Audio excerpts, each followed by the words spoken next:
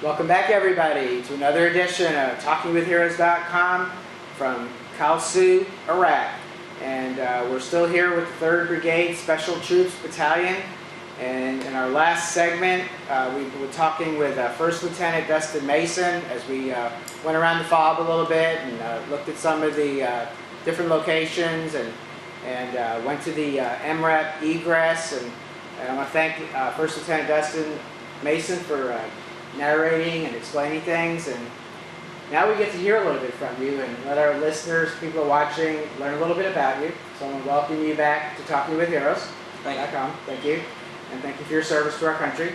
And so if you could share a little bit with our listeners about yourself, a little bit how long you've been in the military, and where you're from.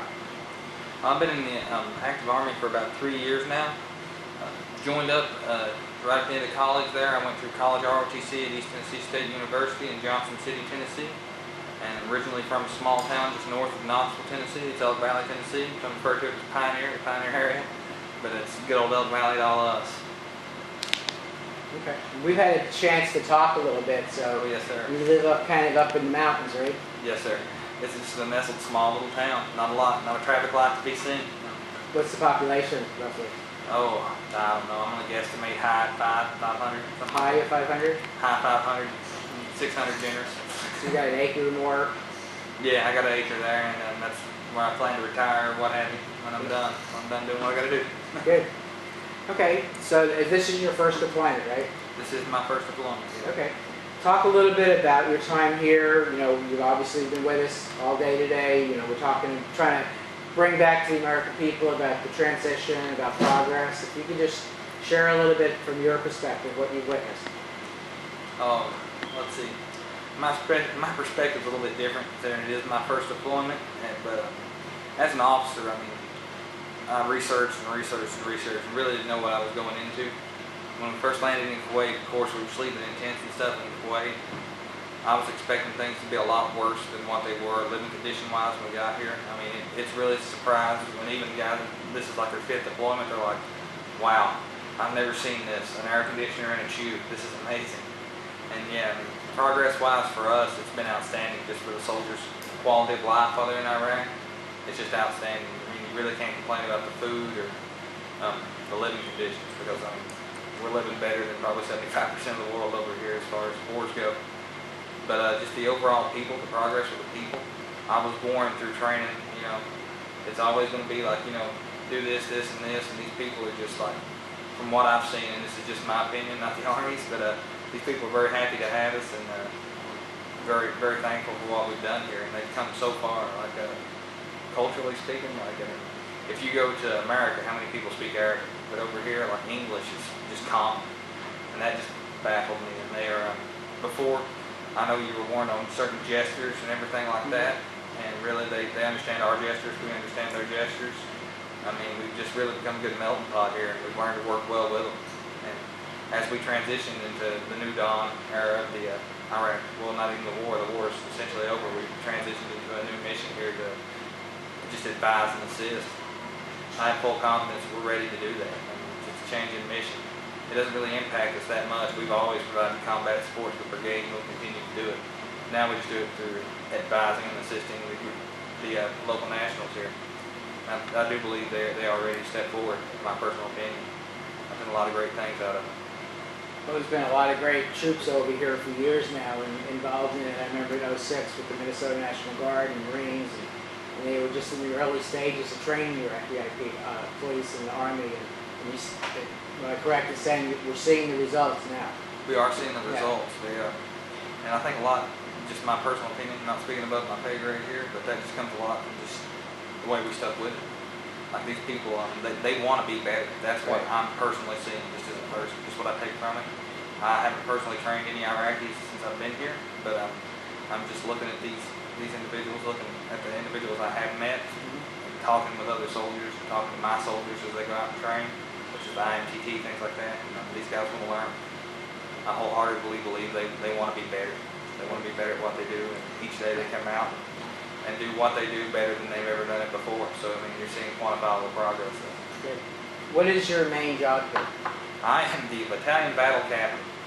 it's really a lot different than what I'm used to. Before I was the MP platoon leader, and then I got moved to be the battle captain. And that's just a whole different animal. I mean, before, I can tell you what an MP does, I can tell you everything you want to know about the combat MP platoon.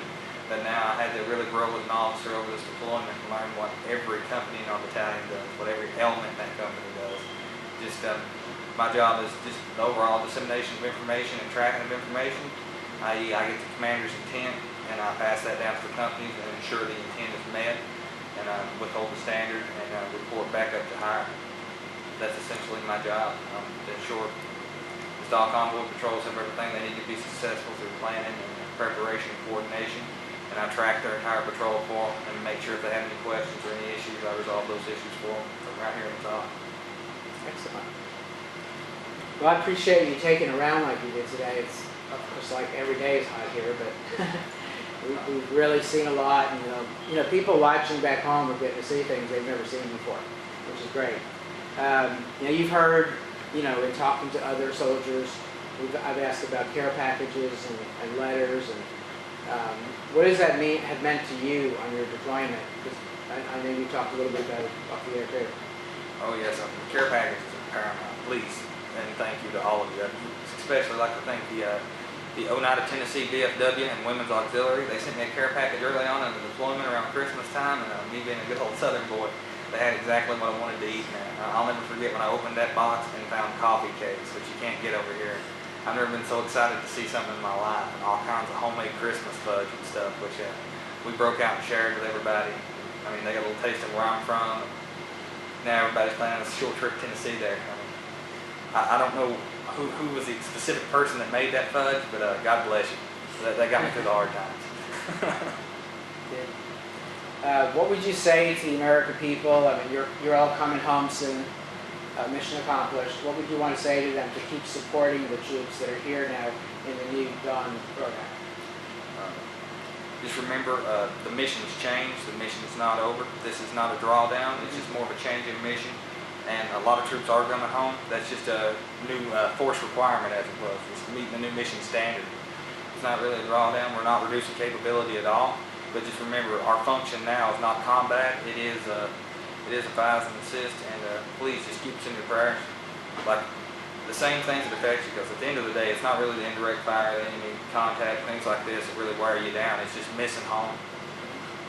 That's the thing. Why don't you look at the camera and give a shout out to some family and friends back home? All right, I'd like to thank my Uncle Gary, my dad, my mom, the rest of my family, my mama. Just say hello, especially thank Brittany and Charlie, two of my best friends in the world. I couldn't have got through this deployment without you.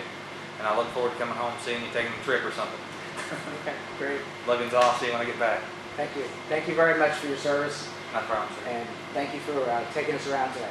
Anytime, I look sir. forward to seeing you at Fort Benning here sometime maybe this year. Oh, yes, sir. I'll be there. Handling business. Thank you. Well, folks, we've been with the Special Troops, 3rd Brigade Special Troops Battalion today.